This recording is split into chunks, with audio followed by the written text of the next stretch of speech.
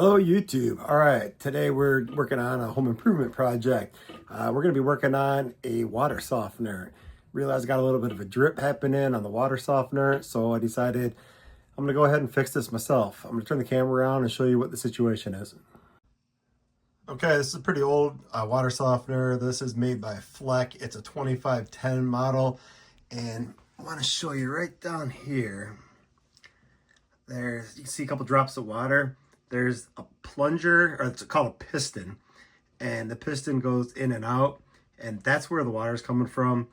So what you need to do is we're gonna take off this whole plate here, and then that's gonna allow us to access the piston. So I'm gonna go ahead and mount the phone on a tripod and show you how I do this. All right, so you wanna make sure that you've got the water shut off to your water softener. If you got a bypass, a lot of water softeners are gonna have a bypass back here, and you can just turn the bypass. Ours doesn't. We've actually got two valves in the back. Unfortunately, the gate valves that are in the back there, they turn them all the way in and water still comes through. So I end up having to turn off the main water, which is over on the other side, which not a big deal. But for now, we just don't have water in the house. Next thing, you want to make sure you got your water softener unplugged from the electrical service, and you want to undo this wire here. Give yourself some room to swing the timer apart. Now there's going to be two bolts on either side of the piston in there. I'll show you on the camera in a second. Okay, as you can see, there's the two bolts. Like I said, there's the lower one, there's the upper one. Just need to use either a flathead screwdriver or a socket with a ratchet to take those apart. Then that'll let us swing this to get it out of the way to get to the piston. But there's one other connection you need to disconnect. On the back side, this nut right here, that nut right there for this water line needs to get disconnected so that this whole plate is able to swing out of the way. Okay, this line I'm disconnecting in the back. I'm using a 13/16 wrench, just open-ended wrench. Just gonna loosen that up.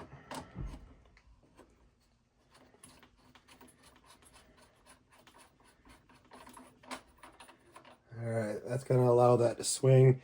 Now I'm going to grab a socket and a ratchet and take these bolts out so I'll be able to swing this plate out of the way. All right, these bolts are just a simple 7/16 socket.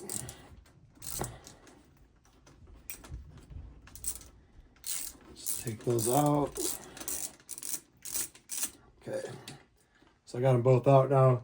This entire plate should be able to move out of the way at this point. There is a little clip in there. I'm going to show you that. You gotta take this, it's almost like a cotter pin right here. Just need to pull that out of the way so that the plate can move, and then the piston will be free. All right, at this point, the plate now can just swing out of the way, and you're going to have some water drain out, which is normal. That's okay.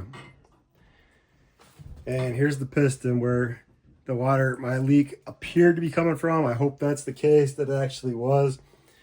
So what we need to do is we're going to pull this piston out. And then there's a series of spacers and seals inside of there, and they need to go back in a precise order. There's tons of pictures online, and I'll show you how I'm going to do it as well. All right, so first things first, I'm going to pull this piston out. Well, the water pressure of the water draining down, because I'm in a basement, it actually pushed the seals and the spacers out, which is nice, instead of having to pull them out.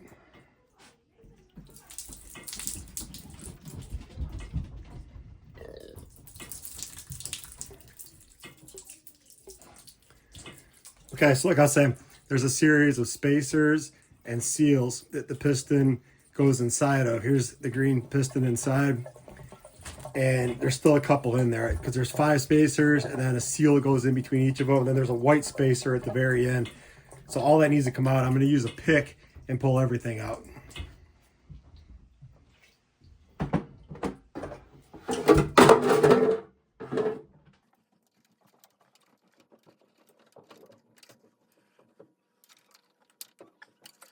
All right, just pulled another seal out. There's a couple more seals and spacers in there. I'm gonna have to get something longer than this pick. So I'm gonna shut the camera off, go find a longer tool.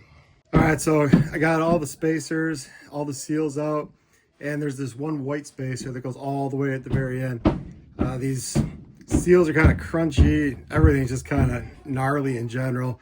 I don't know exactly what was leaking. There's nothing missing. But anyway, it was time to, hopefully this is what fixed it. The collection of new seals and a new piston cost $87. So I'm hoping this is the cause, and replacing this is going to stop the leak. So I'm going to go ahead and show you how I'm going to put this new stuff back in. All right, here I've got all the new collection of parts. And what I did is I got an extension, a 1/2 inch extension, and then I got a socket. In this case, I'm using a 15 millimeter. And I'm going to line everything up on it so that it's all in order, so I can put it all in one shot. Because there used to be a special tool that these kits would come with to install each of these things one at a time. And from what I've read is that that's obsolete. You don't need it, and just figure out a way to put all this stuff in. So what I got is some plumber's grease, and I'm going to smear it on the socket so that everything kind of sticks together. I'm going to put a little bit on the outsides too, so everything's nice and lubricated when it goes back in. So I'm going to go ahead and get that all set, and then I'm going to slide it on in. Hopefully this goes pretty well. All right, I'm smearing the plumber's grease all over the socket. Give things, have some ability to slide, but also to stick together a little bit. Then we're going to position these all on here.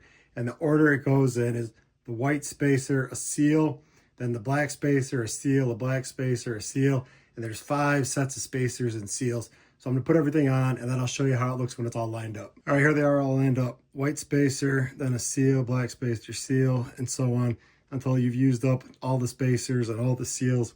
Now I'm going to put a little bit more of the grease on the outside of this before I slide it into the hole, and then I'll put a little bit of grease too on the piston before I slide that in. So I'm going to put a little bit of grease on, and we're going to put this in. All right, now I'm just going to go ahead, slide this on in. Hope this goes well.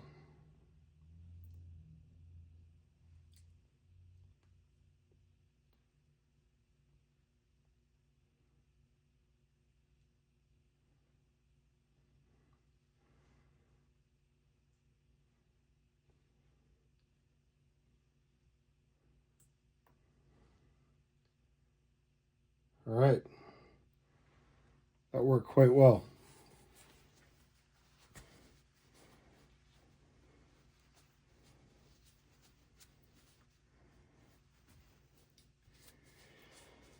Okay. Now I've got this new piston, got that all lubed up with grease as well. And I'm just gonna slide that on into the hole.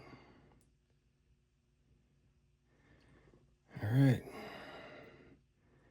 Seems like it's seated really well. Now we're just ready to reassemble everything just the way it was. And then we'll turn the water back on, see if the leak is stopped before we go ahead and cycle this thing manually. But that went pretty darn easy with no special tools involved. So I'm gonna go ahead and put this back together. I didn't get it on video, but I did have to push this in about another inch. All right, I got it all back together. It's gonna be the moment of truth. Gonna turn the water on, see if we got a leak or not. Even gonna turn on the softener and make it do a manual cycle just to see if everything's working right and if anything starts leaking. Here we go. All right, here it is, all back assembled. Everything is nice and dry. And go ahead and turn the water on now. All right, so far so good. No water seems to be coming out at all. All right, looking dry. Gonna go ahead and turn on a manual cycle. Shoot, I didn't start the camera in time, but the piston actually rotated. It pushed in. The water's on. It's running. You can hear it running. And there's no leaks coming out. No water's coming out. Okay, that must have been it.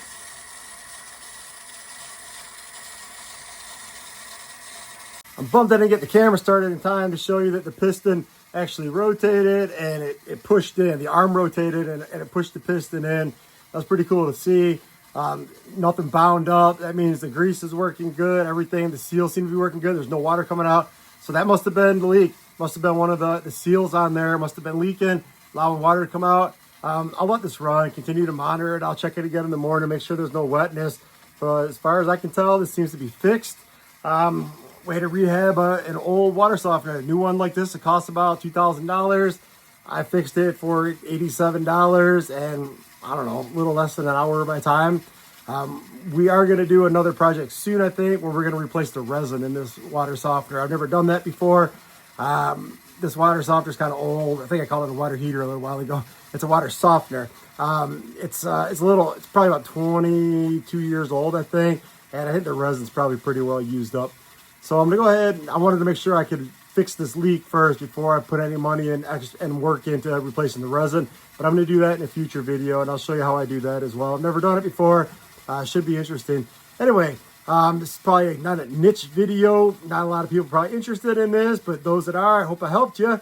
I hope I showed you a good way to replace those seals using a socket and some grease to hold everything in place. If you like the content, please like, comment, subscribe. Sure do appreciate you watching. Thanks a lot. Have a great weekend. Bye.